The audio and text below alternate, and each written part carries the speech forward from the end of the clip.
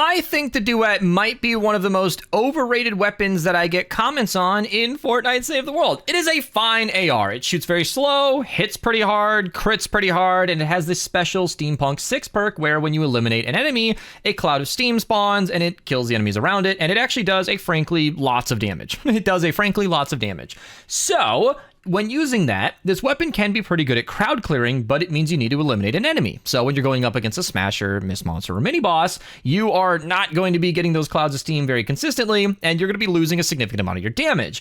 It can be any element, it has excellent perk options, and I just have never wanted to cover it because every single time I tested it on stream, Twitch link down below by the way, it just disappointed me. This was not an uninformed opinion. I don't want to be as dramatic as to say I hate the weapon or anything. It's not emotional. I just see a weapon that is not performing up to my standards, and therefore I don't get behind it. So I finally had a viewer, Matted Doc, go as far as to sponsor a video. This is something my community can do. It happens fairly often. I'm flattered every single time because nobody should have to pay me to make a video. I will make my own videos, but if you really, really, really want me to cover the Duet, this is how you do it. Twitch link down below if you guys want to, go for it and, check out the streams, maybe fund your own video. And if you ever convince me that something's good, I'll make the video myself. But if you really want to force my hand, here we go. So the loadout that I'm running is going to be a typical crack shot build. I figured with over 100 rounds in the mag, 105 to be exact, I am just going to stack up damage with crack shot and bullets from Jonesy. These two will be giving me more and more damage with every single bullet. Then I got Toy Rocket out, Battle Beat and Fumble, just because subwoofers would make me have to switch off my weapon, and then I'd cancel out crack shot. It's a whole thing. And then of course we got Tactical Assault Sledgehammer, 75% extra crit, makes a lot of sense, and Quick Fingers, because the reload on this thing, I haven't even checked, but I'm sure it is atrocious.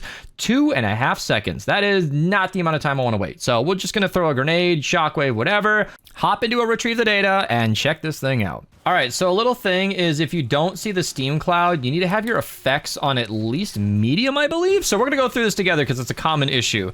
Under graphics, my effects are on medium. So if I go to high, maybe I'll see them. They've been bugged for a long time. I don't know if it's an actual bug, but yeah, there's a cooldown on it. And if you get the kill, it should show. Yeah, so whenever you kill an enemy, you should be able to see the steam cloud. I might have been able to see it before. It's very subtle, but when enemies walk into it, that's where you get most of your damage. So here's a perfect example. We've got a sleeping Miss Monster, kill an enemy nearby, and that steam cloud alone does plenty to get it almost completely killed. That is a really, really big deal, and we need to take advantage of that with our defense.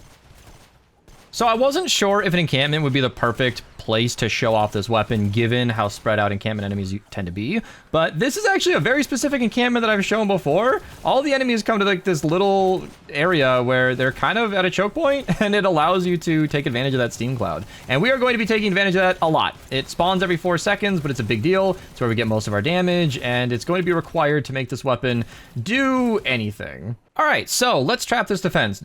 Jack is also running the Duet, and at my request has made sure to build tunnels with this. The new supply drop buff has meant that my inventory is constantly getting filled with traps. It's such a weird problem to have because I don't want to complain about teammates dropping free loot on my head, but it constantly means that I have to clean out my inventory. So we're gonna do a very basic trap tunnel that is honestly viable normally. It makes total sense usually to just build out gas traps, floor freeze directionally. If you're facing the objective or wherever, whenever they freeze, they'll thaw and stagger towards your back whenever you placed it. And I'm even gonna use broadsides. It's been a long time. Now, I don't want to make this tunnel too strong and have it kill all the enemies before the Duet can do anything, but bringing the enemies into these focused tunnels would be an excellent opportunity to show it off. And at my request, my team should be letting me get some of the kills, a little more than usual. And that's just for demonstration purposes. Of course, Metadoc did fund this video, and I don't want to spend the whole time watching my teammates get the kills. But if it's Jack using the exact same weapon, I don't think that's too big of a deal. But yeah, let's just jump right in, get things started, and get it going. I know a lot of you guys like the trapping section, but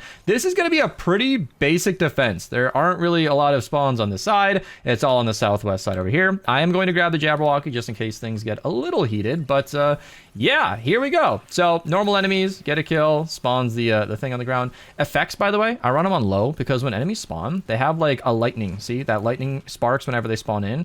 That is kind of heavy on your computer. So an easy way to save on some performance is to take advantage of that. So you can see Jack going in on a single target, doing more and more and more. You get some traps down, and Battle Beat will kick in and be very effective. There's a smasher over there as well. Let's start to actually shoot some things in the high zones. The accuracy, not very high. Not very easy to shoot through the little gap. Single target damage, kind of okay. This is not wildly impressive. I'm not going to pretend like this is a lot, but with Toy Rocket Out active, you can take more advantage of that high crit damage. I mean, we got double crit damage perks on this and Sledgehammer, so that is a lot of extra punch, and taking as much advantage of that as possible is good, but it's also Toy Rocket Out.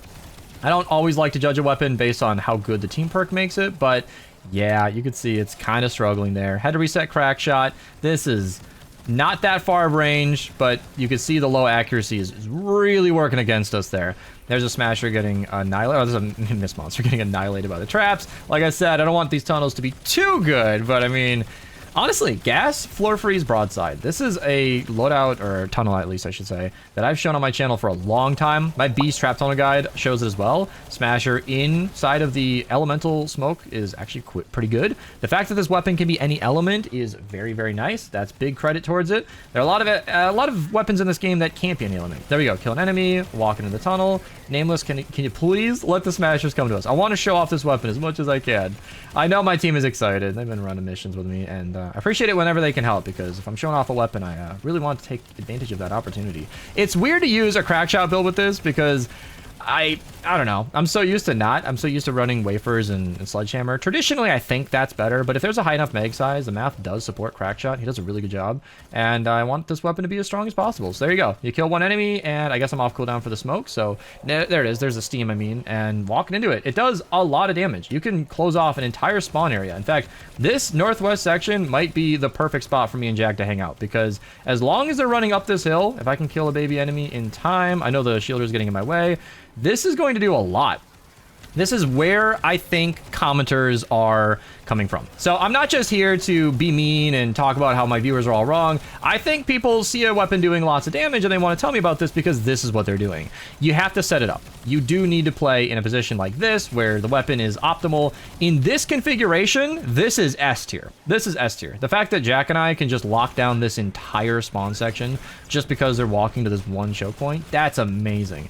Not a lot of weapons can do that. Siegebreaker couldn't do that.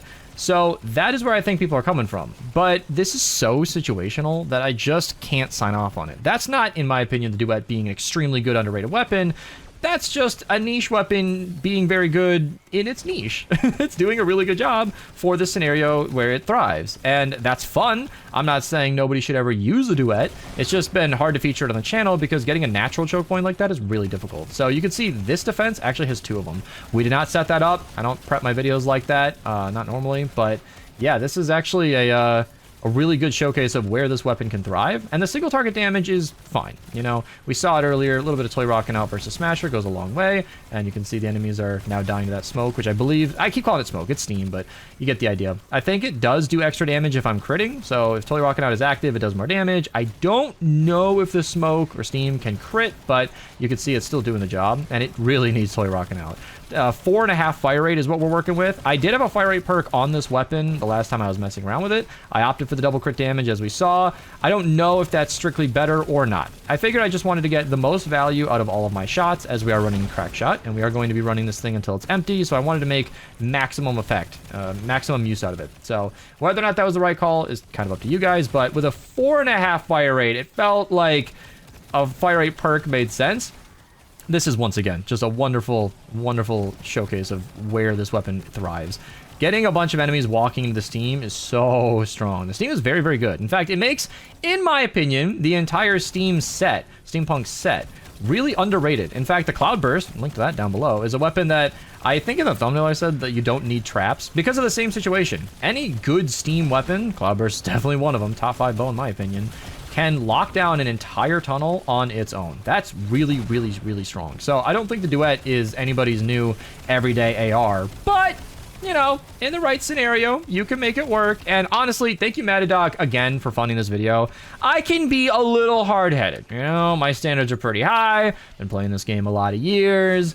I can get pretty firm on things. And it's nice to make a video like this where I can be fair. It's like, look, you can probably see why I scrapped the video idea every time I looked into it, because sometimes it doesn't do credit to a weapon if my viewers are hyperbolic. If you say, this is the best AR ever, you're totally sleeping on this weapon beast, OMG, that sets my expectations very high. What do we got here? A water copy. So I am using a fire duet. That is frankly unfortunate. I don't believe I have any other copy that could do anything to this mini boss. Link to my elements video down below if you guys don't know how that works. What that means is if I shoot this mini boss right now, I will probably be doing a quarter damage. And my nature Jabberwocky, link to my video on the best weapons for mini bosses, is actually about to break. This thing has been used on a lot of water mini bosses today. I ran all 10 of my 160 today on stream, twitching down below, and it has been, for whatever reason, an abnormal amount of water mini bosses. I sometimes use the pot shot as well.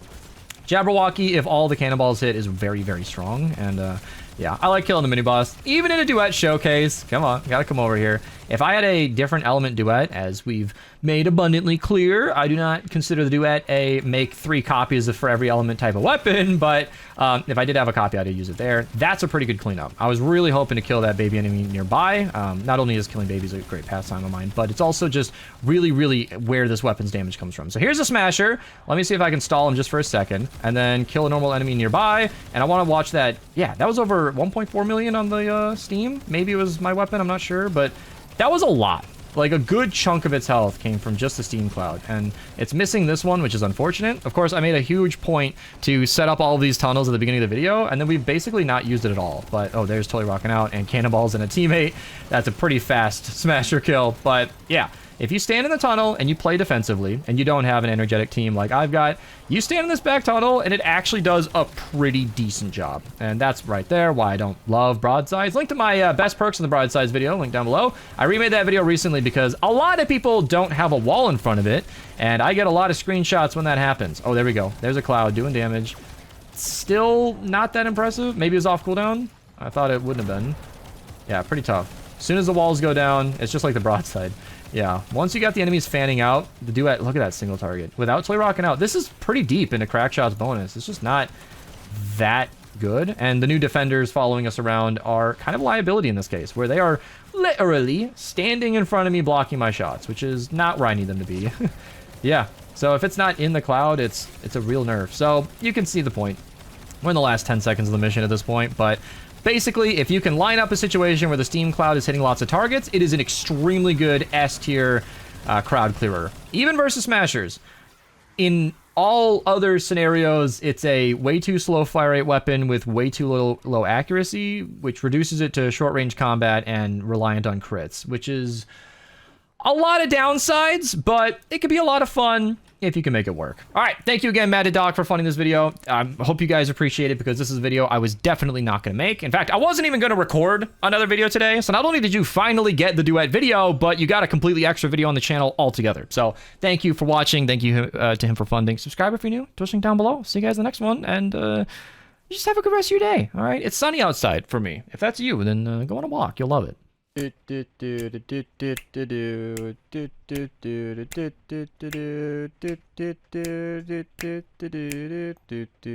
then